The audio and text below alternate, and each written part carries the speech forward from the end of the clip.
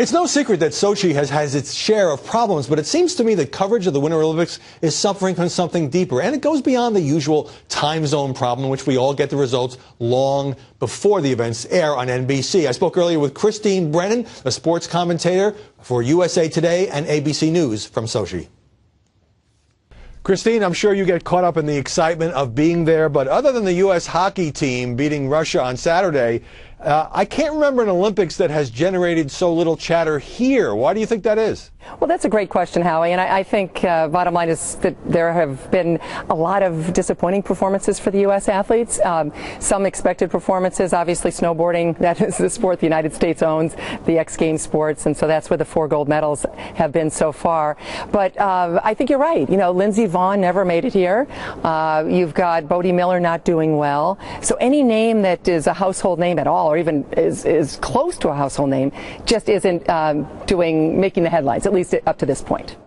Right, so no breakout stars, and sometimes television can create new stars. It doesn't seem to have happened this time. Then you have the monster time delay, and I know a lot of people have complained about NBC airing some of these events so much later than they take place. And in these days, Christine, I can already see the results on your Twitter feed. Right. Well, that's, I think, the real problem for any network like NBC that's televising this. You want to package it and you want to have it be those beautiful up close and personal stories from 8 to 11 prime time. But the world of Twitter and social media is absolutely against that. And for us, for me, Howie, I think it's great. I mean, I have never had the ability, except now the last 2 Olympics, to really tell the story and to break news because, of course, we didn't have Twitter, we didn't have Facebook. So I love social media.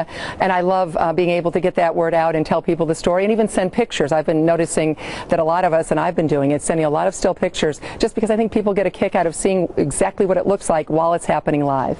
Well, between that and you also had NBC, you know, which of course has paid billions for the rights to a number of Olympic Games, being very restrictive in the footage that other television networks or even websites can use, has the Olympics become less of a shared event? Oh, I think so, without a doubt, because of those restrictions, as you mentioned. I think it is much more of a kind of a hit or miss thing now, if that makes sense. What we remember as kids, sitting down and just, you couldn't wait for 8 o'clock and the Olympic, you know, the music to start and off, you were off and running. That's not happening anymore. So I think that there is that element of it not being a shared event. I frankly think that the sports are no longer as unique as they used to be. I mean, we see hockey all the time. So many of these sports stations now, Howie, have all these sports on the air. There's nothing special about watching tennis in the Summer Olympics. You see them at Wimbledon, you see them at the U.S. Open. Golf is now going to be in the Summer Olympics. So I think the uniqueness of these sports has been lessened to the point where the novelty and the excitement of it is also lessened for the viewer. Do you think as well, Christine, that it's also been overshadowed by the problems in Sochi, the fact that some people don't like Vladimir Putin and the Russian hosts, the warm weather, the relatively low attendance, and, you know, maybe even, to me, the event that really broke through was the bobsledder who had to break down the bathroom door to get to his event? I know. It's, well, certainly going into these Olympics, of all the ones that I've covered, Howie, and it is now 16 in a row, winter and summer, I've never seen an Olympics that we've had more of a run-up about the news and not the sports, and very serious news. The issues of terrorism, security, obviously Putin's anti-gay propaganda law, that took up all of the airspace and all of the headlines really for months leading up to Sochi. So I've never seen a Games where we have focused less on the sports going into the Games. Now I would say that in the last week we have really made that turn to sports. You make the point, and I think it's well taken, that then where are those superstars? We don't have any huge names to talk about.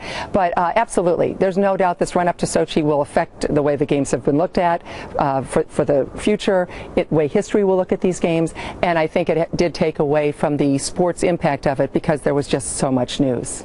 Right. NBC's ratings have been about the same as the last Winter Olympics, but I'm just measuring it in terms of the water cooler factor and how much people are talking about it here in the States. Now, during the women's downhill skiing event, NBC commentator Steve Perino said that they do this all the while in a lycra suit, maybe a little bit of makeup. Now, that is grace under pressure. Now, he caught a little flack for that. I'm wondering, is there a double standard for female athletes there? I mean, Lindsey Vonn posed in a bikini for Sports Illustrated where, you know, they have to look really good as well as be very competitive on the slopes or on the rink.